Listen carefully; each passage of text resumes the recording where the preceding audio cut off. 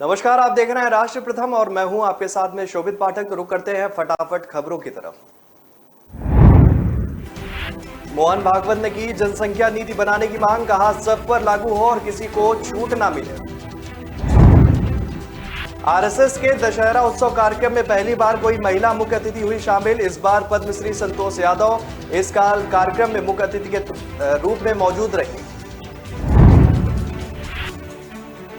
इस मौके पर स्वयंसेवकों को संबोधित करते हुए संघ प्रमुख ने कहा कि शक्ति ही शुभ और शांति का आधार है। हम महिलाओं को जगत जननी मानते हैं, लेकिन उन्हें पूजा घर में बंद कर देते हैं। हमें मातृशक्ति के जागरण का काम अपने परिवार से ही प्रारंभ करना होगा। व्यक्ति निर्माण की शाखा पद्धति पुरुष व महिलाओं के लिए संघ और समिति पृथक चलती है। बाकी सभी कार्यों में महिला पुरुष के साथ में मिलकर ही कार्य संपन्न होते हैं। प्रधानमंत्री मोदी आज कुल्लू में उन्होंने मनाया दशहरा। हिमाचल प्रदेश को देंगे 3650 करोड़ की प्रोजेक्ट की सौगात। प्रधानमंत्री नरेंद्र मोदी आज हिमाचल प्रदेश के दौरे पर रहे। प्रधानमंत्री मोदी आज हिमाचल प्रदेश के कुल्लू में आयोजित इंटरनेशनल दशहरा महोत्सव में भी शामिल हुए और भगवान रघुनाथ की रथ यात्रा में भी उन्होंने भाग लिया। प्रधानमंत्री मोदी बिलासपुर के बाद शाम को कुल्लू पहुंचे, जहां उनके इंटरनेशनल दशहरा महोत्सव में शामिल होने का कार्यक्रम भी रहा। प्रधानमंत्री नरेंद्र मोदी कुल्लू का दशहरा देखने के बाद से ही रघुनाथ यात्रा में शामिल भी हुए। प्रधानमंत्री मोदी के हिमाचल प्रदेश दौरे को लेकर प्रशासन की तैयारियों में पहले से ही चाक चौबंद रही। भारतीय जनता पार्टी भी अपने स्तर से तैयारियों को अंतिम रूप देने में लगी हुई थी। प्रधानमंत्री कार्यालय की ओर से दी गई जानकारी के मुताबिक हिमाचल प्रदेश के बिलासपुर में एम्स का निर्माण 1470 करोड़ रुपए की लागत से कराया गया। 750 बेड की क्षमता वाले बिलासपुर एम्स में आईसीयू के 64 बेड शामिल होंगे। यूपी में एक एसडीओ सस्पेंड, प्रधानमंत्री और सीएम के खिलाफ किया था आपत्तिजनक पोस्ट। आपको बता दें कि उत्तर प्रदेश के मऊ जिले में बिजली विभाग के एक उप मंडल अधिकारी को उपभोक्ताओं के साथ कथित दुर्व्यवहार और सोशल मीडिया पर मुख्यमंत्री योगी आदित्यनाथ व प्रधानमंत्री नरेंद्र मोदी के खिलाफ आपत्तिजनक संदेश पोस्ट करने के बाद अनुशासनहीनता के आरोप में निलंबित किया गया। एसडीओ राधाकृष्ण राव ने अपने कुछ सोशल मीडिया पोस्ट में जेल में बंद गैंगस्टर से नेता बने मुख्तार अंसार की तारीफ भी की थी। कार्यकर्ता अभियंता अभिनव तिवारी के अनुसार राव के खिलाफ उपभोक्ता के साथ दुर्व्यवहार की कई शिकायतें पूर्वांचल विद्युत वितरण निगम लिमिटेड के प्रबंध निदेशक को की गई। प्रारंभिक जांच के दौरान उनके खिलाफ लगाए गए आरोप सही पाए गए। यह पाया गया कि 2018-19 में उन्होंने प्रधानमंत्री नरेंद्र मोदी, उत्तर प्रदेश के मुख्यमंत्री योगी आदित्यनाथ और अन्य मंत्रियों के खिलाफ कई पोस्ट भी अपलोड किए। आगे उन्होंने कहा कि शुरुआती जांच की रिपोर्ट के आधार पर एसडीओ को पीवीएनएल के एमडी ने अनुशासनहीनता के आरोप में निलंबित कर दिया। उन्होंने कहा कि उनके खिलाफ आगे की जांच जारी रहेगी। राव के खिलाफ बिजली अधिकारियों की जांच में शामिल सोशल मीडिया पोस्ट में नोटबंदी जैसे मुद्दों पर प्रधानमंत्री को निशाना बनाने और अन्य मुद्दों के अलावा जिलों और स्थानों के नाम बदलने के लिए उत्तर प्रदेश के मुख्यमंत्री की आलोचना करने वाले कई पोस्ट भी शामिल थे। पौड़ी गढ़वाल बस हादसे में अब तक 25 लोगों की मौत। एसडीआरएफ ने रातों रात 21 लोगों को बचाया। 45-50 लोग थे सवार। उत्तराखंड के पौड़ी गढ़वाल जिले में बारातियों से भरी बस मंगलवार को देर शाम 500 मीटर गहरी खाई में गिरी थी। बस में तकरीबन 45 से 50 लोग थे सवार। वहीं घटना की सूचना मिलते ही रेस्क्यू अभियान शुरू किया गया। यहां रेस्क्यू में एसडीआरएफ की 4 टीमें लगी हुई थी। इस हादसे में अब तक 25 लोगों की हो चुकी है मौत, जबकि अभी तक 21 लोगों को बचाया गया। उत्तराखंड के डीजीपी अशोक कुमार ने इस घटना के संबंध में जानकारी दी। डीजीपी ने कहा कि घायलों को पास के अस्पताल में एडमिट कराया गया। इससे पहले उत्तराखंड के एसडीआरएफ कमांडेंट मणिकांत मिश्रा ने जानकारी दी थी। नियंत्रण कक्ष के मुताबिक दुर्घटना में शाम को करीब 7:30 बजे हुई। स्थानीय लोगों की मदद से बचाव अभियान शुरू कर दिया गया, लेकिन अंधेरे के कारण बचाव कर्मियों को मुश्किल का सामना भी करना पड़ा था। वाहन लाल ढांग से बीरो खाल के एक गांव की ओर जा रहा था, तभी शादी समारोह के मेहमानों से भरी हुई बस सिमरी मोड़ के पास दुर्घटनाग्रस्त हो गई। जम्मू कश्मीर के शोपियां में सुरक्षा बलों से मुठभेड़ में मारे गए 3 आतंकी। मुल्लू में भी एक आतंकी ढेर। द्रास में हुई मुठभेड़ में प्रतिबंधित आतंकी संगठन जैश ए मोहम्मद से जुड़े 3 स्थानीय आतंकी मारे गए आतंकी हनान बिन याकूब और जमशेद हालकी में हुई एसपीओ जावेद डार की हत्या में शामिल थे। यह हत्या 2 अक्टूबर को पुलवामा के पिंगलाना में हुई। इससे पहले 24 सितंबर को पश्चिम बंगाल के एक लेबर की भी पुलवामा में हत्या हुई थी। मूलों में सुरक्षा बलों और आतंकियों के बीच दूसरी मुठभेड़ जारी। इस मुठभेड़ में भी एक लोकल आतंकी की मारे जाने की खबर। इस बात की जानकारी एडीजीपी कश्मीर विजय कुमार ने दी। इससे पहले जम्मू कश्मीर के बारामूला जिले में सुरक्षा बलों और आतंकियों के बीच मुठभेड़ हुई थी। ये मुठभेड़ बारामूला के पाटन इलाके में विधिपुरा में हुई। इसके अलावा शोपिया जिले के चित्रगांव इलाके में सुरक्षा बलों और आतंकियों के बीच मुठभेड़ हुई थी। कश्मीर में धारा 370 हटने के बाद अमित शाह पहली जनसभा को उन्होंने संबोधित किया और ये उनके दौरे का आखिरी दिन भी रहा। केंद्रीय गृह मंत्री अमित शाह के जम्मू कश्मीर दौरे का तीसरा दिन रहा। गृह मंत्री अमित शाह ने आज जम्मू कश्मीर के बारामूला शहर में एक बड़ी जनसभा को भी संबोधित किया। शाह की बारामूला जनसभा के लिए सुरक्षा के सभी इंतजाम किए गए थे, जो कि अनुच्छेद 370 के निरस्त होने के बाद घाटी में उनकी इस तरह की पहली बड़ी रैली थी। दशहरे के मौके पर राष्ट्रीय स्वयंसेवक संघ मोहन भागवत ने कार्यक्रम में पहली बार बुलाई महिला मुख्य अतिथि। महाराष्ट्र के नागपुर में राष्ट्रीय स्वयंसेवक का कार्यक्रम बना चर्चा का विषय। पहली बार दशहरे के कार्यक्रम में आरएसएस ने किसी महिला को प्रमुख अतिथि बनाया। इस कार्यक्रम की मुख्य अतिथि माउंट एवरेस्ट पर 2 बार चढ़ने वाली पहली महिला पर्वतारोही संतोष यादव है। आरएसएस का इस बार का शस्त्र पूजन इसलिए भी खास रहा क्योंकि इस कार्यक्रम में पर्वतारोही और हिमालय की चोटी पर पहुंचने वाली पद्मश्री संतोष यादव को मुख्य अतिथि बनाया गया। नागपुर के कार्यक्रम में केंद्रीय मंत्री नितिन गडकरी, महाराष्ट्र के उप मुख्यमंत्री देवेंद्र फडणवीस भी उपस्थित रहे। आरएसएस के कार्यक्रम में पहली महिला मुख्य अतिथि बनी संतोष यादव एक प्रसिद्ध पर्वतारोही हैं। मुंबई के बांद्रावली श्रीलिंग पर बड़ा हादसा। 4 कार एम्बुलेंस के बीच टक्कर, 5 की मौत। इस हादसे पर पीएमओ ने ट्वीट कर मुंबई के बांद्रावली श्रीलिंग पर हुए हादसे पर जताया दुख। पीएम ने कहा कि वह मृतकों के परिजनों के प्रति गहरी संवेदना प्रकट करते हैं और आशा करते हैं कि घायल लोग जल्द ही स्वस्थ होंगे। इससे पहले महाराष्ट्र के नवी मुंबई के कोपर खैराने इलाके में बोनकोडे गांव में हुआ था हादसा। करीब 10:30 बजे बहुमंजिला इमारत ढह गई थी। वहां ठहरे करीब 32 लोग ढहने से पहले बाहर आ गए थे। बाकी 8 लोग इमारत से बाहर आ रहे थे, तभी इमारत ढह गई। एक आवासीय इमारत का एक हिस्सा गिरने से 31 वर्षीय एक व्यक्ति की मौत हुई थी। बृहन मुंबई महानगर निगम नियमों के तहत लगातार जर्जर हो रहा है। चूंकि इमारतों को खाली करने और गिराने के लिए नोटिस जारी करता रहा है, लेकिन इसके बावजूद कुछ लोग नियमों की अनदेखी कर जान जोखिम में डालते रहे और बीएमसी इसके खिलाफ एक्शन भी लेती रही। गुजरात में कांग्रेस को बड़ा झटका। हर्षद रिवडिया ने विधायक पद से दिया इस्तीफा। हिसाबनगर निर्वाचन क्षेत्र से विधायक हर्षद रिवडिया ने 4 अक्टूबर को विधानसभा अध्यक्ष नीमाबेन आचार्य को सौंपा अपना इस्तीफा, जिसे स्पीकर ने मंजूर किया। हर्षद रिवडिया अब जल्द ही बीजेपी कर सकते हैं ज्वाइन। हर्षद रिवडिया ने इस्तीफा देने के बाद कहा, कांग्रेस दिशाहीन पार्टी। गुजरात में चुनाव और एक तरफ दक्षिण भारत में पदयात्रा निकाली जा रही है। पदयात्रा की जरूरत तो गुजरात में है। ये यात्रा कन्याकुमारी से शुरू हुई थी, फिलहाल कर्नाटक से गुजर रही है। हर्षद जिस हिसाबनगर सीट से विधायक है वो सौराष्ट्र में आती है और यहां से लेहुआ पटेल समुदाय के विधायक चुने जाते हैं। हर्षद को बड़ा पाटीदार नेता भी माना जाता है। 10 किलोमीटर दूर खेतों में छिपा डीजी जेल लोहिया का हत्यारा। 18 महीने की हिस्ट्री खंगाल रही है पुलिस। जम्मू कश्मीर पुलिस ने डीजी जेल हेमंत कुमार लोहिया की हत्या के मामले में उनके नौकर यासिर को किया गिरफ्तार। पुलिस अब आरोपी यासिर की 1.5-2 साल की हिस्ट्री खंगाल रही है।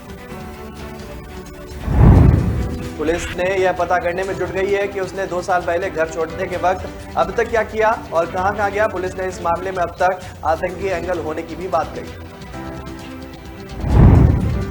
1992 बैच के अफसर हेमंत कुमार लोहिया का शव मंगलवार देर रात उनके दोस्त के घर पर मिला। मामले की जांच में जुटी पुलिस ने 23 साल से यासिर को गिरफ्तार किया। वो लोहिया के दोस्त का नौकर था।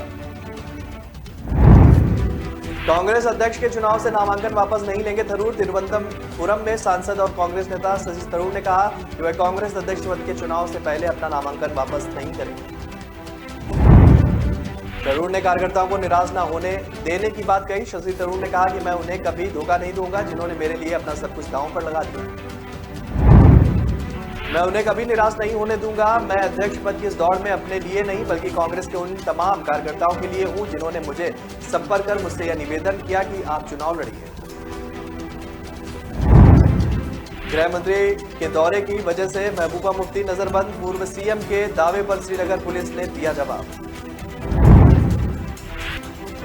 मुफ्ती ने बुधवार को एक ट्वीट में कहा कि एक ओर तो गृह मंत्री राज्य में सब कुछ सामान्य होने का दावा करते हैं, वहीं दूसरी ओर राज्य की पूर्व मुख्यमंत्री को घर में ही बंद कर दिया गया। मुफ्ती ने कहा कि गृह मंत्री कश्मीर में सामान्य स्थिति का ढोल पीटते हुए घूम रहे हैं। मैं घर में नजरबंद हूं। मुझे एक कार्यकर्ता की शादी के लिए पट्टन जाना था। अगर एक पूर्व सीएम के मौलिक अधिकारों को इतनी आसानी से छीना जा सकता है तो आम आदमी की दुर्दशा के बारे में सोच भी नहीं सकते।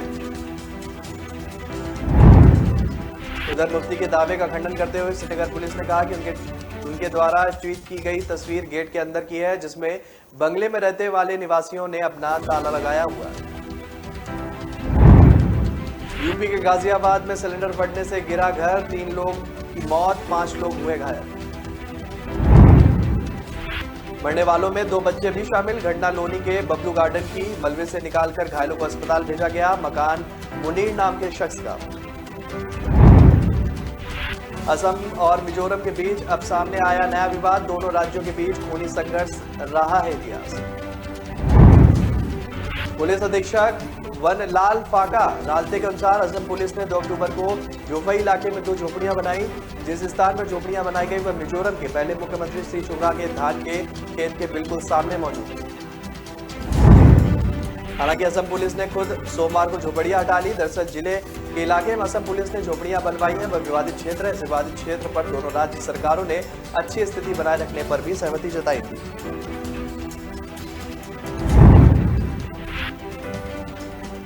गौरतलब है कि मार्च 2018 में इसी इलाके में झड़प हुई थी, जब मिजोरम पुलिस के पदाधिकारियों ने वहां जो है लकड़ी का एक मकान बनाने की कोशिश की थी। इसमें हुई झड़प में 60 से अधिक लोग घायल हुए थे।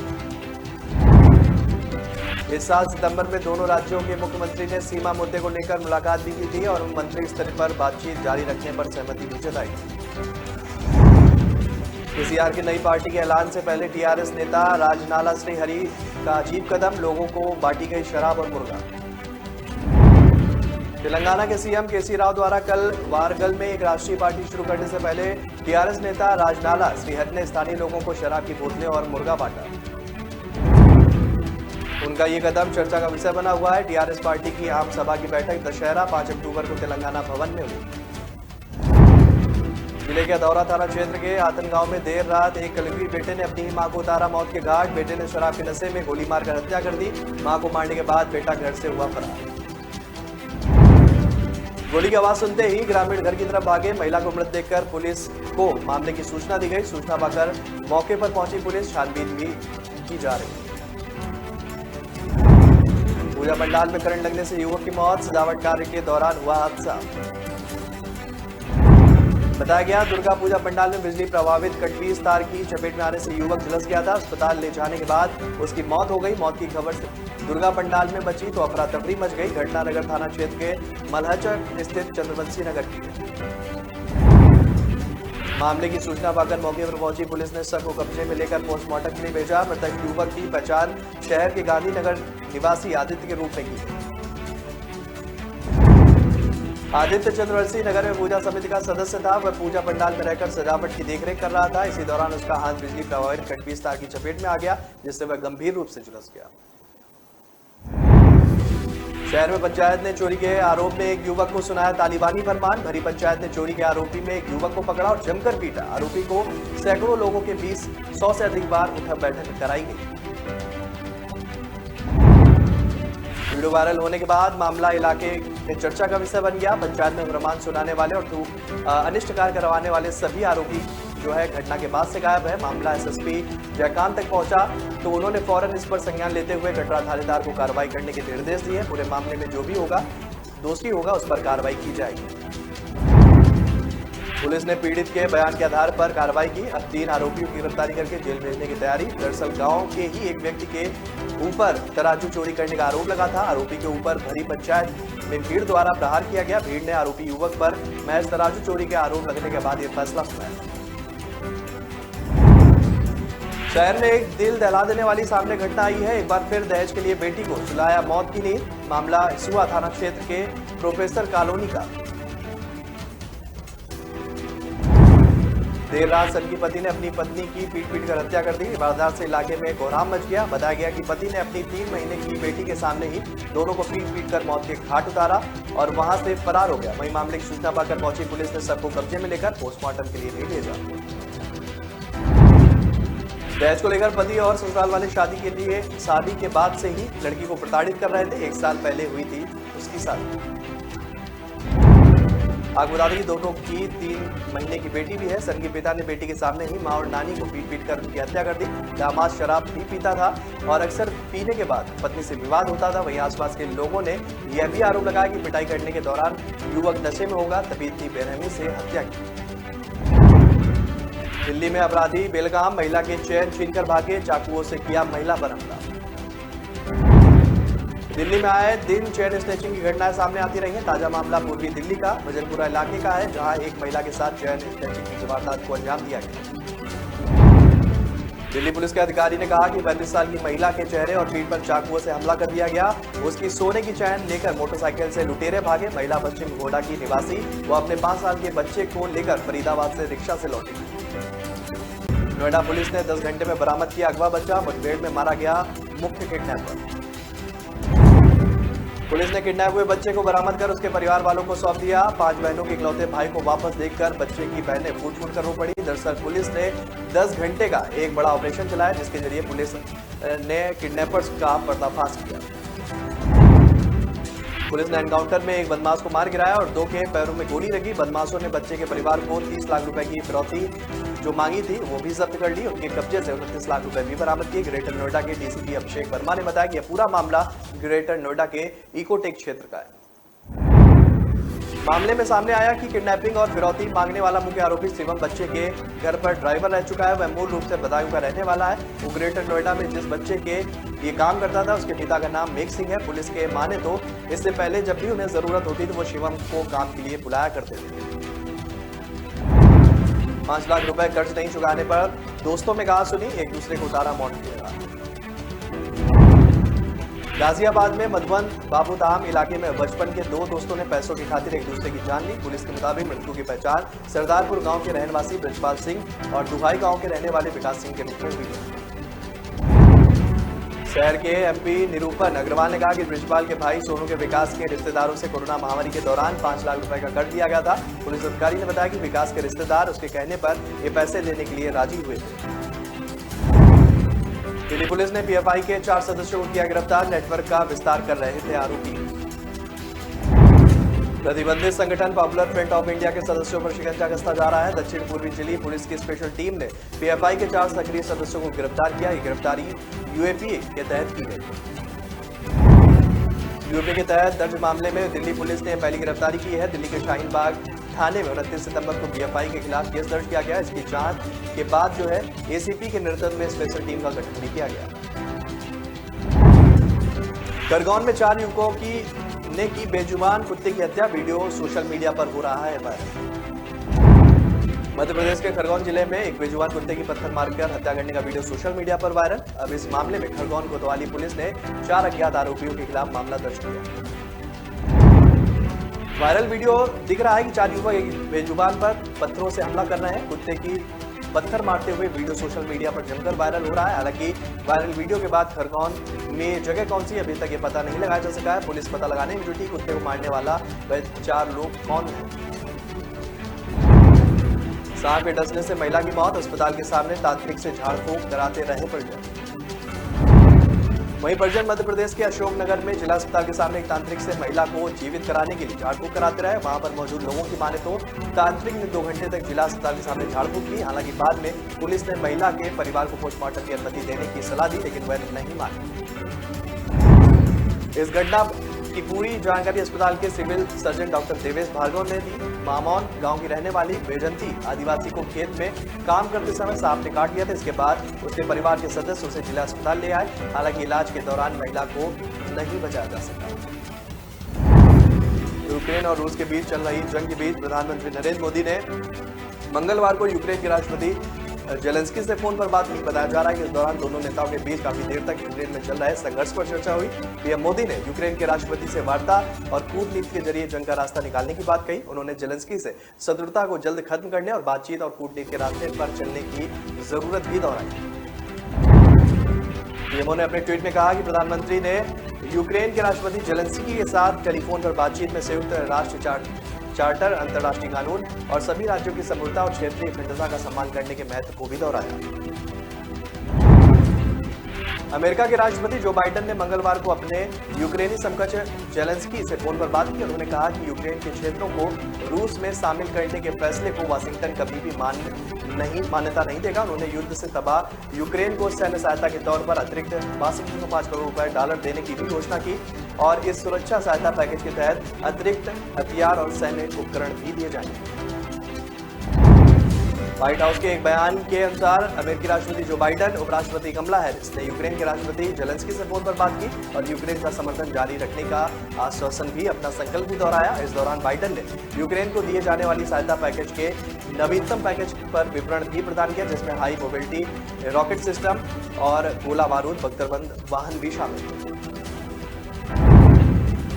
प्रदेश में सामुदायिक स्वास्थ्य केंद्रों में आयुर्वेदिक एवं यूनानी चिकित्सा अधिकारियों के लिए जुलाई माह में आवेदन मांगे गए थे। तमाम चिकित्सकों ने इस पद के लिए आवेदन भी किया था और परीक्षा भी दी। अब इसका परिणाम जारी कर दिया गया है। प्रदेश में चिकित्सा अधिकारी के परिणाम इसको लेकर जारी कर दिया गया है। चिकित्सकों ने मुख्यमंत्री को पत्र भेजकर मनमानी का आरोप लगाया। उन्होंने पूरे मामले की जांच कराने और नए सिरे से परीक्षा परिणाम घोषित करने की भी मांग की। सुप्रीम कोर्ट तय करेगा घरेलू हिंसा कानून में बहू को ससुराल के साझा घर में रहने का अधिकार है या फिर वरिष्ठ नागरिक भरण पोषण और कल्याण कानून में शांति से रहने के अधिकार के तहत ससुर को बहू से घर खाली कराने का अधिकार। निचली अदालत हाई कोर्ट ने बहू को ससुर का घर खाली करने का आदेश दिया, जबकि बहू ने घरेलू हिंसा कानून में ससुराल के साझा घर में रहने के हक की दुहाई देते हुए ससुर के घर में बने रहने का आदेश मांगा। सुप्रीम कोर्ट ने बहू की याचिका पर नोटिस जारी किया। उन्होंने पंजाब एवं हरियाणा हाईकोर्ट के 12 सितंबर 2022 के उस आदेश को सुप्रीम कोर्ट में चुनौती दी, जिसमें बहू को 7 अक्टूबर तक ससुराल का घर खाली करने का आदेश दिया गया। हाई कोर्ट ने पति की ओर से दिए गए इस प्रस्ताव पर बहू को ससुर का घर खाली करने का आदेश दिया था। वह याचिकाकर्ता पत्नी को 26,000 रुपए हर महीने उसी तरह के घर में किराए पर रहने के लिए देगा। हाई कोर्ट ने आदेश में कहा था कि बहू की ओर से पेश वकील ने पति के प्रस्ताव को स्वीकार किया और दोनों की इस पर सहमति है। कांग्रेस अध्यक्ष पद के मतदान की तारीख जैसे जैसे करीब आ रही है, वैसे वैसे तमाम किस्म की बयानबाजी देखने को मिल रही है। अब कांग्रेस के अध्यक्ष पद का चुनाव लड़ रहे शशि थरूर ने दावा किया है कि कांग्रेस के वरिष्ठ नेताओं ने राहुल गांधी से उनकी उम्मीदवारी वापस लेने की मांग की थी। तिरुवनंतपुरम के सांसद ने कहा कि राहुल गांधी ने मुझे यह भी बताया कि कुछ लोगों ने उनसे मेरी उम्मीदवारी वापस लेने का अनुरोध करने के लिए कहा। उन्होंने मुझसे कहा कि वह ऐसा नहीं करेंगे। उन्होंने कहा कि मुझे पीछे नहीं हटना चाहिए और मुझे चुनाव लड़ना चाहिए। इससे पहले दिन में उन्होंने कहा कि उन्हें कभी भी बड़े नेताओं से उनका समर्थन करने की उम्मीद नहीं थी। अब भी इसकी उम्मीद नहीं है, लेकिन साथ ही उन्हें सभी के समर्थन की आवश्यकता है।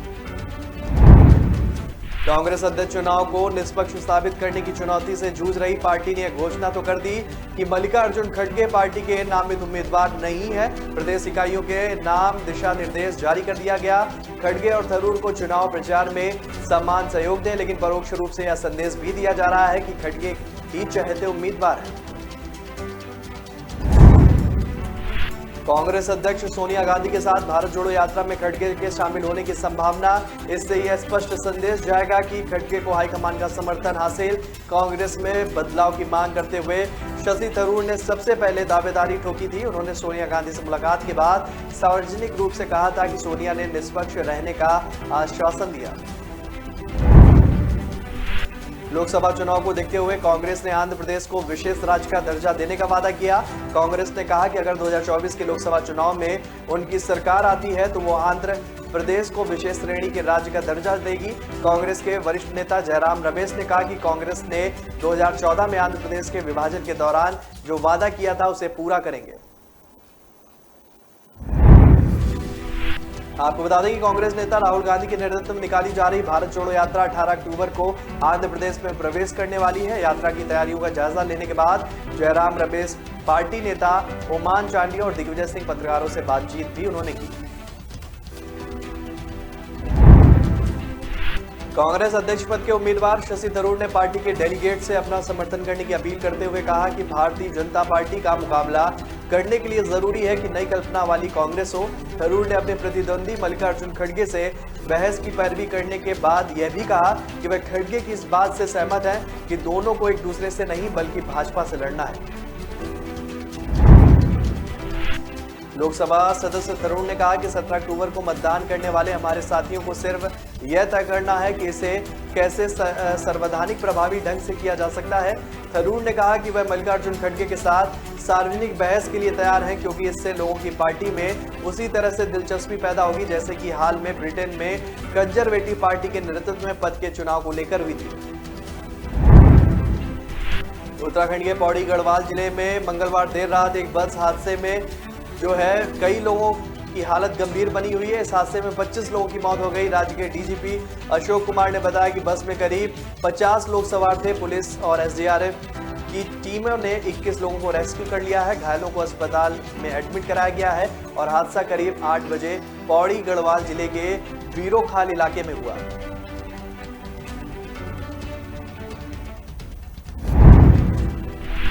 रात करीब 1 बजे उत्तराखंड पुलिस ने बताया कि 9 लोगों का रेस्क्यू कर लिया गया है। 6 घायलों को बीरोखाल अस्पताल में भर्ती कराया गया है। एक शख्स की हालत गंभीर है जिसे इलाज के लिए कोटद्वार रेफर किया गया है। वहीं रेस्क्यू के लिए 2 लोगों को मामूली चोटें भी लगी हैं। अंधेरे की वजह से रेस्क्यू ऑपरेशन जारी में परेशानी हो रही थी। मुख्यमंत्री पुष्कर सिंह धामी ने इस हादसे पर दुख जताया है। उन्होंने फोन पर ही अधिकारियों पर बात की और उन्हें दिशा निर्देश भी दिए। सुप्रीम कोर्ट ने सड़क हादसे में मारे गए एक युवक के आश्रितों को 2.25 करोड़ रुपए से अधिक का मुआवजा देने का आदेश दिया। Justice Surya Kant justice V Ramasubramanian की पीठ ने मद्रास हाईकोर्ट की मदुरै बेंच के उस आदेश को रद्द कर दिया जिसमें अपीलकर्ताओं को दिए गए मुआवजे को 4,29,37,700 रुपए से घटाकर 57,90,000 रुपए कर दिया गया। तिरुचिरापल्ली के मोटर वाहन दुर्घटना दावा न्यायाधिकरण ने अपीलकर्ता को 4,29,37,700 रुपए का मुआवजा देने का आदेश किया। इस पर इंश्योरेंस कंपनी ने हाईकोर्ट का सहारा लिया। 30 जून 2017 को मद्रास हाईकोर्ट ने इस राशि को घटाकर 57,90,000 कर दिया था। इसके बाद मृतक के आश्रितों ने मद्रास हाईकोर्ट के आदेश को सुप्रीम कोर्ट में चुनौती दी थी। चुनावी रेवड़ियों पर बहस के बीच निर्वाचन आयोग ने मंगलवार को कहा कि राजनीतिक दल जनता को बताए कि चुनाव के दौरान किए गए वादे कैसे पूरे करेंगे। आयोग ने इसके लिए आदर्श आचार संहिता में संशोधन का प्रस्ताव भी दिया। इससे राजनीतिक दलों को चुनावी वादों की वित्तीय व्यावहारिकता पर मतदाताओं को प्रमाणित जानकारी देने के लिए भी कहा जा सकेगा। आयोग ने कहा कि खोखले वादों के दूरगामी प्रभाव होंगे। हम चुनावी वादों पर पूर्ण जानकारी नहीं देने और उसके वित्तीय स्थिरता पर पड़ने वाले अवांछनीय प्रभाव की अनदेखी नहीं कर सकते। पत्र के अनुसार देश में अक्सर चुनाव होते रहते हैं और इससे राजनीतिक दलों के पास यह अवसर होता है कि वे एक दूसरे के प्रतिस्पर्धा में बढ़ चढ़कर चुनावी वादे पूरे कर सकें।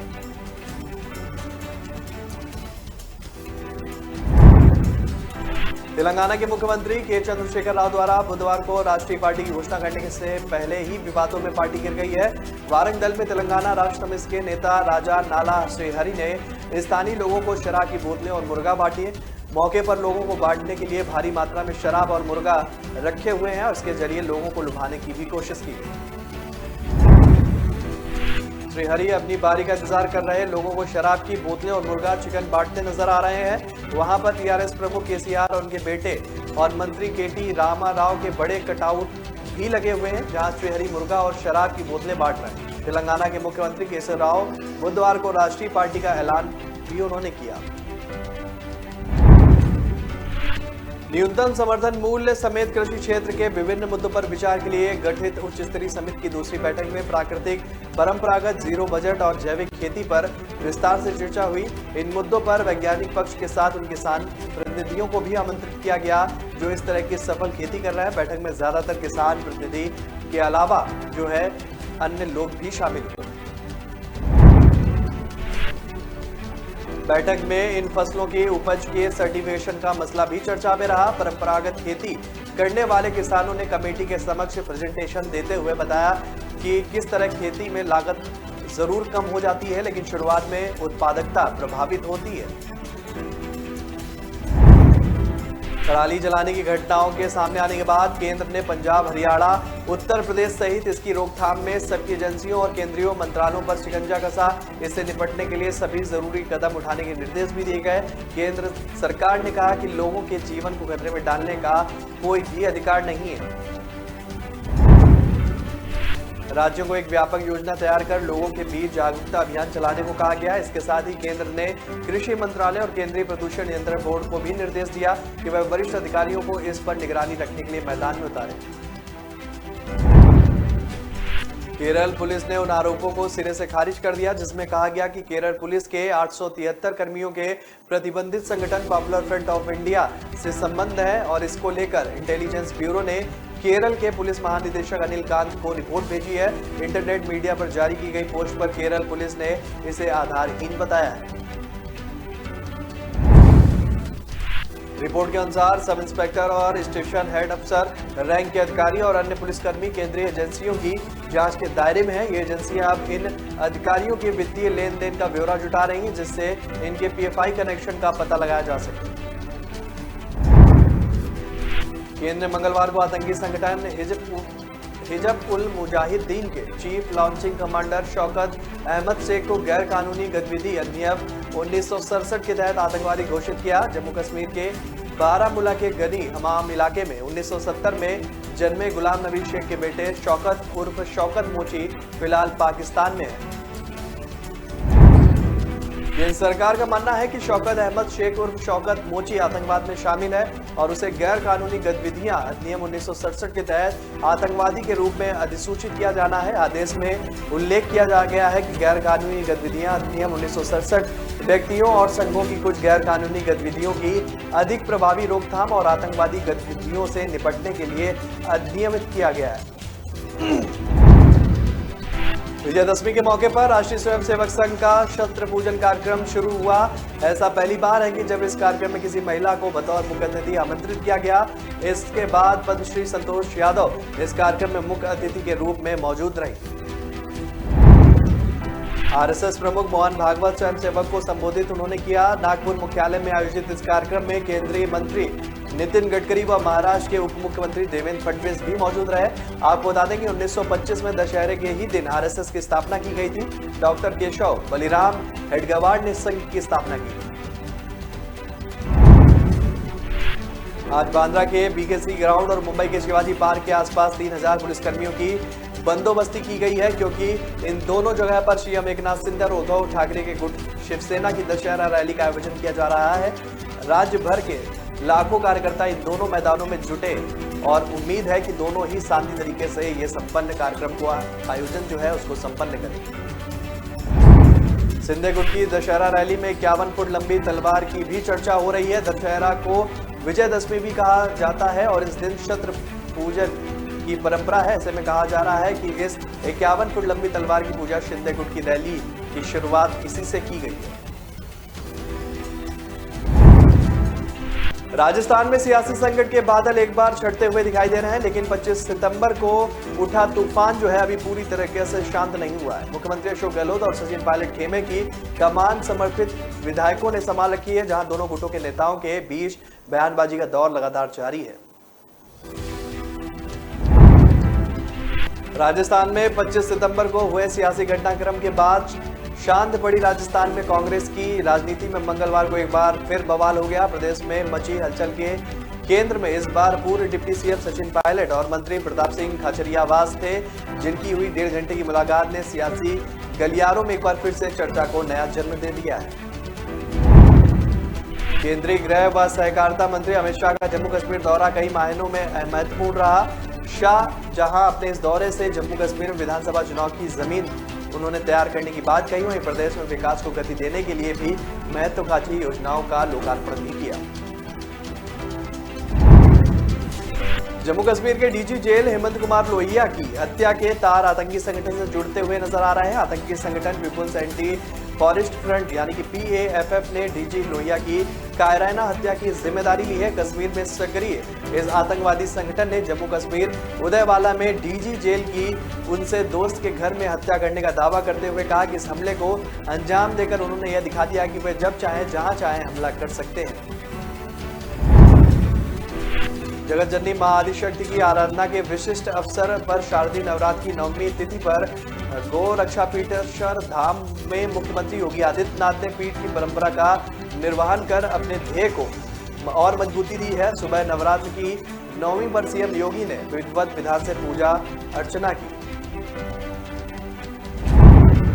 गोरखनाथ मंदिर में विजयदशमी पर्व पर मुख्यमंत्री योगी आदित्यनाथ ने शिवावतारी गुरु गोरक्षनाथ जी का विशिष्ट पूजन अनुष्ठान किया और इस दौरान उन्हें विशेष परिधान में सीएम योगी ने पीठ की परंपरा का अनुसरण करते हुए सुबह 9 बजे से विधिवत पूजा अर्चना की। बिहार सरकार में मंत्री पद से इस्तीफा देने के बाद सोमवार को सुधाकर सिंह जिले के अधौरा पहुंचे।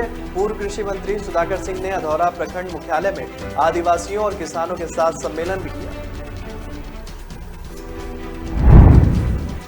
बिहार के कृषि मंत्री सुधाकर सिंह एक बार फिर से अपने विभाग के अधिकारियों पर भ्रष्टाचार का आरोप लगाकर चर्चा में है, लेकिन उनके आरोप ने उनके अपने दल राजद और सहयोगी जेडीयू को नाराज कर दिया है।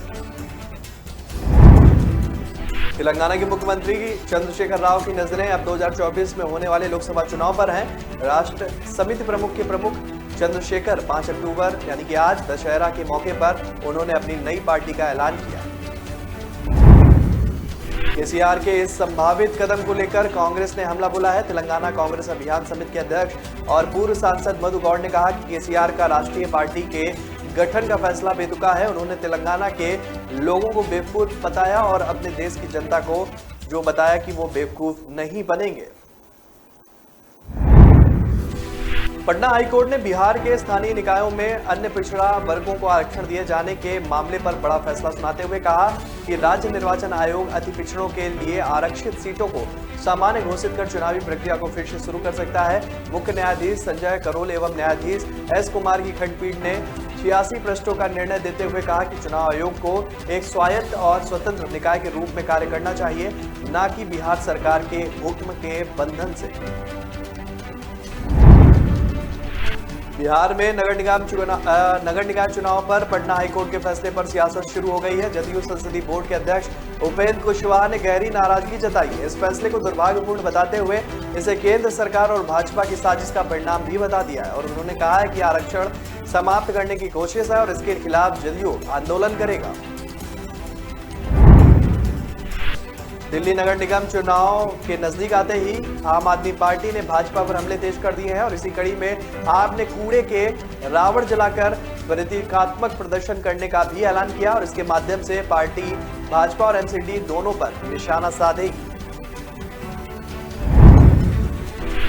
आदेश गुप्ता ने कहा कि 8 सालों के कार्यकाल में केजरीवाल ने बुजुर्गों, विधवाओं और दिव्यांग को मिलने वाली पेंशन को बंद कर दिया है और उसके बाद कहते रहते हैं कि उन्होंने अपने कार्यकाल में बुजुर्गों की पेंशन को 2 से 3 गुना कर दिया है। कांग्रेस के अध्यक्ष पद का चुनाव प्रचार शुरू हो गया है। अध्यक्ष पद के उम्मीदवार के लिए शशि थरूर और मल्लिकार्जुन खड़गे आमने सामने। इस बीच केरल प्रदेश कांग्रेस कमेटी के प्रमुख के सुधाकरण खड़गे के समर्थन में आ गए।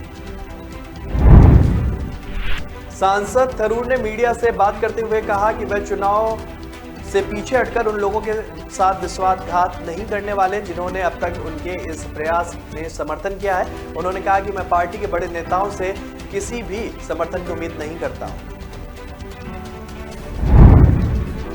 आगामी विधानसभा और लोकसभा चुनाव को देखते हुए मध्य प्रदेश में हलचल तेज हो गई है। एक तरफ जहां कांग्रेस नेता राहुल गांधी की भारत जोड़ो यात्रा नवंबर में मध्य प्रदेश में दाखिल होगी, वहीं दूसरी तरफ प्रधानमंत्री मोदी अमित शाह अक्टूबर में प्रदेश का दौरा करेंगे। इसके अलावा जनवरी में केंद्र सरकार प्रदेश में प्रवासी भारतीय दिवस सम्मेलन और राज्य सरकार इन्वेस्टर मीट के जरिए चुनावी माहौल को तैयार करेगी।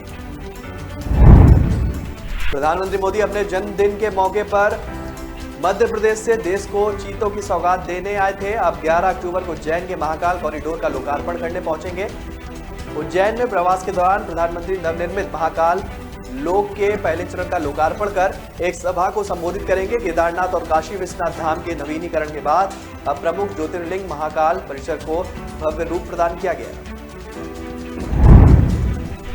दिल्ली के उपराज्यपाल वीके सक्सेना ने बिजली सब्सिडी मामले में कथित अनियमितताओं की जांच के आदेश दिए हैं। उन्होंने दिल्ली सरकार द्वारा प्राइवेट कंपनी बीएसईएस डिस्कॉम को सब्सिडी का पैसा देने के मामले में मुख्य सचिव को जांच करने को कहा है। एलजी ने मुख्य सचिव को रिपोर्ट 7 दिन में सौंपने के लिए आदेश दिए।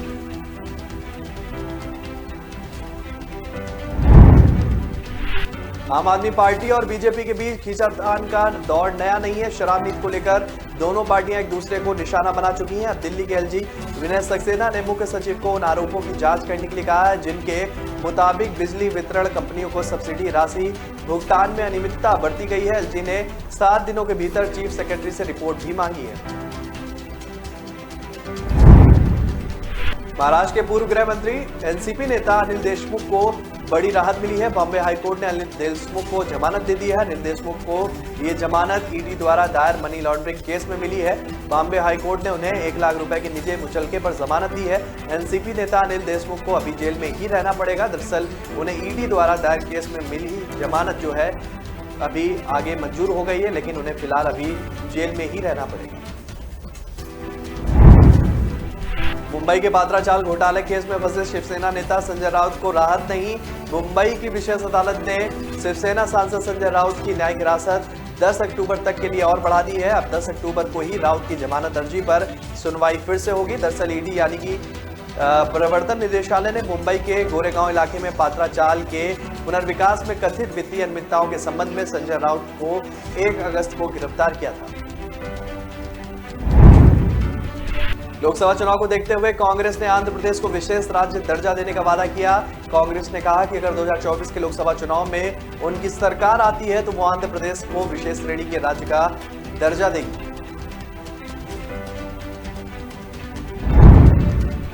कांग्रेस ने अगले साल होने वाले कर्नाटक विधानसभा चुनाव की तैयारियां भी शुरू कर दी हैं। इस संबंध में पार्टी के आला नेताओं ने बैठक शुरू की। कांग्रेस नेता राहुल गांधी की कर्नाटक में शुक्रवार को प्रेस कॉन्फ्रेंस भी आयोजित की गई थी, और जबकि पार्टी के अंतरिम अध्यक्ष सोनिया गांधी गुरुवार से भारत जोड़ो यात्रा में शिरकत करेंगी।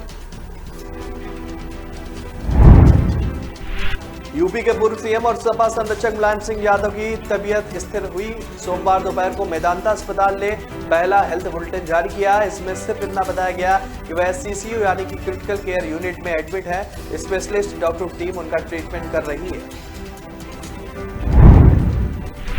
समाजवादी पार्टी के संरक्षक मुलायम सिंह यादव का स्वास्थ्य खराब होने की खबर के बाद उनके समर्थन और करीबी नेता चिंता में डूब गए। नेताजी के नाम से मशहूर मुलायम सिंह यादव की दीर्घायु होने की कामना की जा रही है। सपाइयों ने कई जगह पर हवन और प्रार्थना भी की। त्योहारों के चलते सुरक्षा एजेंसियों के आदेशों पर भारत पाकिस्तान सरहद पर चौकसी को और बढ़ाया गया। इसके बावजूद पाकिस्तान में बैठे तस्कर व शरारती तत्व लगातार ड्रोन को भारतीय सरहद में भेज रहे हैं। सोमवार मंगलवार की रात पाकिस्तानी तस्करों की ओर से की गई एक और कोशिश को बॉर्डर सिक्योरिटी फोर्स के जवानों ने बेनकाब कर दिया। पंजाब में गुरदासपुर जिले के डेरा बाबा नानक सेंटर में 5 बार पाकिस्तान की तरफ से ड्रोन ने भारतीय सीमा पर घुसपैठ की। सोमवार रात 10:30 बजे से 1:45 बजे तक के बीच ड्रोन 5 बार भारतीय सीमा में आया। ड्रोन की आवाज सुनकर बॉर्डर सिक्योरिटी फोर्स के जवानों ने ईलू बम का इस्तेमाल किया और 33 राउंड फायरिंग की, जिसके बाद ड्रोन लौट गया। 15 शहरा रैली को लेकर एकनाथ शिंदे और उद्धव ठाकरे गुट 20 आमने सामने। कोर्ट ने उद्धव ठाकरे के नेतृत्व वाले गुट को दादर के शिवाजी पार्क में दशहरा रैली की अनुमति दी। महाराष्ट्र के मुख्यमंत्री एकनाथ शिंदे के नेतृत्व वाला गुट बॉम्बे कुर्ला कॉम्प्लेक्स में रैली करेगा। 5 अक्टूबर को होने वाली इन दोनों रैलियों में पहले शिवसेना के दोनों गुटों ने रैली के वीडियो टीजर जारी कर एक दूसरे पर तंज कसे थे। शिवसेना में प्रतिद्वंदी खेमे के रूप में आगामी दशहरा रैली के लिए 5 अक्टूबर को अपनी कमर कस ली है और मुख्यमंत्री एकनाथ शिंदे ने रविवार को बांद्रा कुर्ला में कॉम्प्लेक्स मैदान में तैयारियों का जायजा लेने भी पहुंचे थे। बॉम्बे हाई कोर्ट ने उद्धव ठाकरे खेमे को शिवाजी पार्क मैदान में अपनी जनसभा आयोजित करने की अनुमति दी, जबकि शिंदे गुट इसे बीकेसी मैदान में आयोजित करना चाहता था। राजस्थान में 2023 के विधानसभा चुनाव अब नजदीक आने वाले हैं। अब से ठीक 1 साल बाद 2023 के अक्टूबर महीने में चुनाव के लिए आचार संहिता लागू हो जाएगी। ऐसे में कांग्रेस और बीजेपी दोनों की नजर राजस्थान में है। कांग्रेस के नेता लगातार जहां सरकार रिपीट करने की बात कर रहे हैं, तो वहीं बीजेपी भी सितंबर के एक ही महीने में प्रधानमंत्री नरेंद्र मोदी और गृहमंत्री अमित शाह को राजस्थान में लाकर चुनावी मोड एक्टिव कर चुकी है।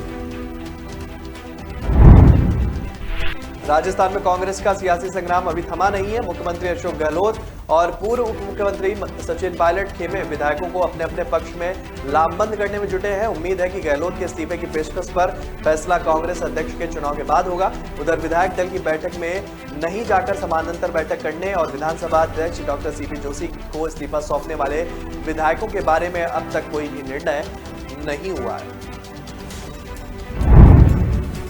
मध्य प्रदेश में आदि पुरुष की फिल्म के ट्रेलर को लेकर ही विवाद गर्मा गया है। मध्य प्रदेश के गृह मंत्री नरोत्तम मिश्रा ने चेतावनी दी है, यदि आदि पुरुष के विवादित दृश्यों को नहीं हटाया गया तो कानूनी कार्रवाई पर विचार किया जाएगा। उन्होंने कहा कि वह खुद फिल्म के निर्माता ओम राउत को पत्र लिखेंगे, आपत्तिजनक दृश्यों को दूर करने की बात कहेंगे।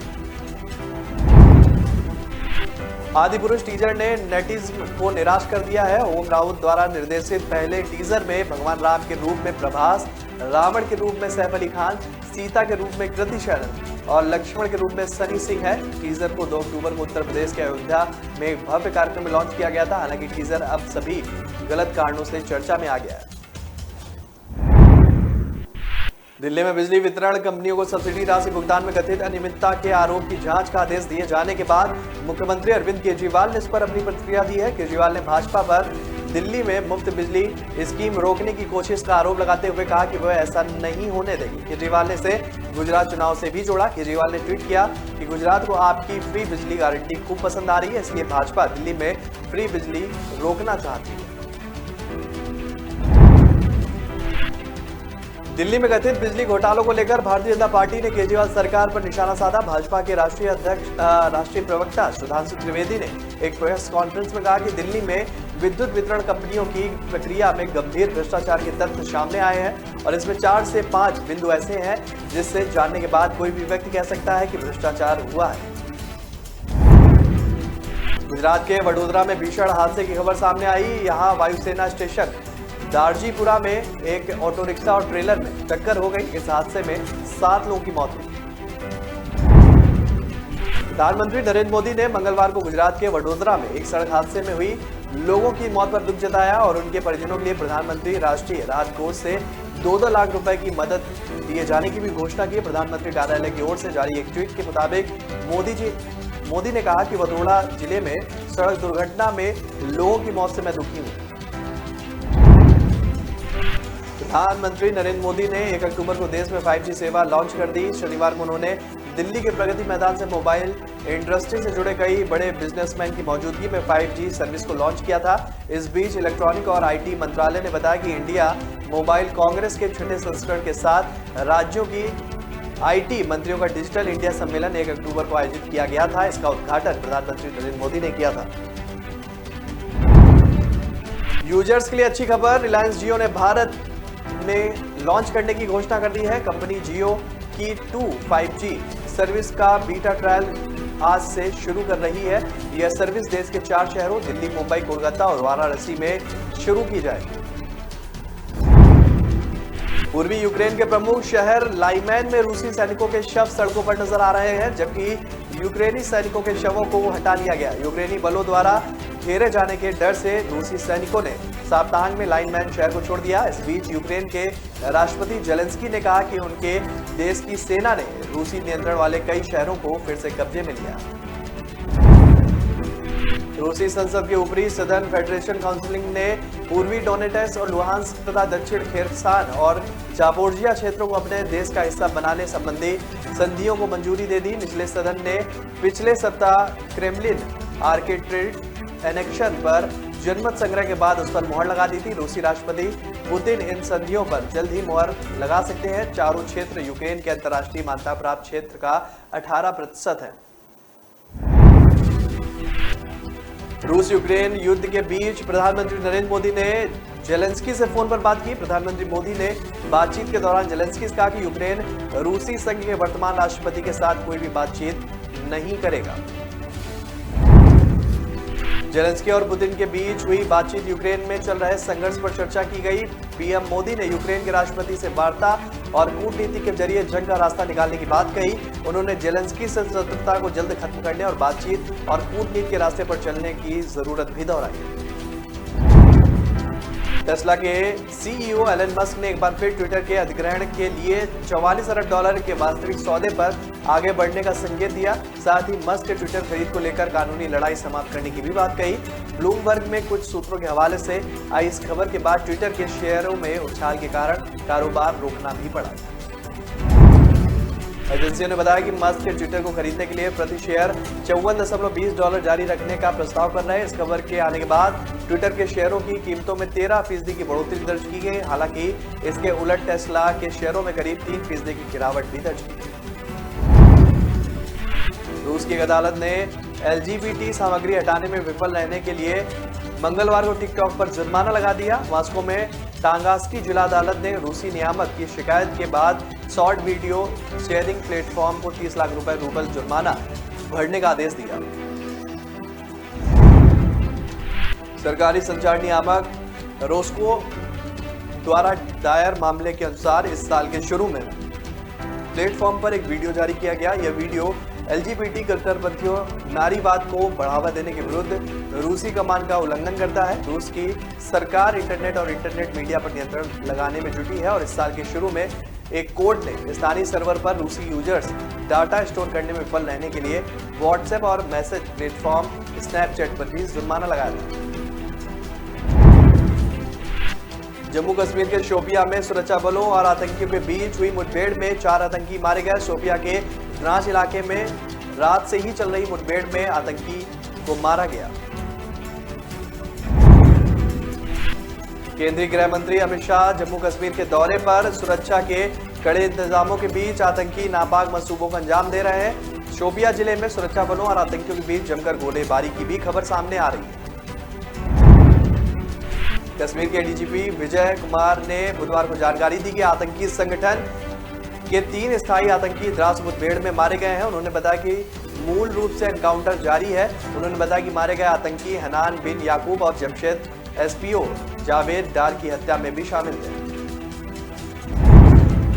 त्योहारों के चलते सुरक्षा एजेंसियों के आदेशों पर भारत पाकिस्तान सरहद पर चौकसी को बढ़ाया गया। इसके बावजूद पाकिस्तान में बैठे तस्कर व शरारती तत्व लगातार ड्रोन को भारतीय सरहद में भेज रहे हैं। सोमवार को जो है पाकिस्तानी तस्करों की ओर से की गई एक और कोशिश को बॉर्डर सिक्योरिटी फोर्सेस ने बेनकाब कर दिया।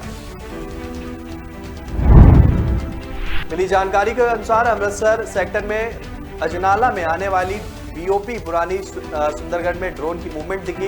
रात 2:30 बजे करीब बटालियन 183 के जवान गश्त पर थे और इसी दौरान जवानों ने ड्रोन की आवाज सुनी और आवाज सुनते ही जवानों ने फायरिंग करके ड्रोन को वापस पाकिस्तान खदेड़ दिया। पंजाब के गुरदास जिले के डेरा बाबा नामक सेंटर में 5 बार पाकिस्तान की तरफ से ड्रोन ने भारतीय सीमा में घुसपैठ की। सोमवार को 10:30 बजे और 2:45 बजे के बीच ड्रोन भारत में 5 बार दाखिल हुआ। ड्रोन की आवाज सुनकर सिक्योरिटी फोर्सेस ने जो है फायरिंग की, जिससे ड्रोन वापस लौट गया। भारत पाक सरहद पर ड्रोन ने सबसे पहला डेरा बाबा नामक सेक्टर पर बीएसएफ की बॉर्डर पर आउटपोस्ट पर आबाद की बीपी नंबर 43 के पास भारतीय सीमा में प्रवेश किया। यह ड्रोन 23 मिनट तक जो है भारतीय क्षेत्र में मंडराता रहा। अब बीएसएफ जवानों ने रोशनी के लिए इलू बम का इस्तेमाल कर 6 राउंड फायर किए, तब ये ड्रोन वापस लौटा।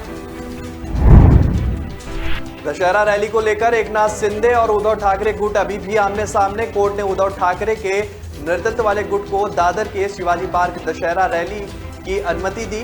महाराष्ट्र के मुख्यमंत्री एकनाथ शिंदे के नेतृत्व वाला गुट बॉम्बे कुर्ला में रैली आज कर रहा है।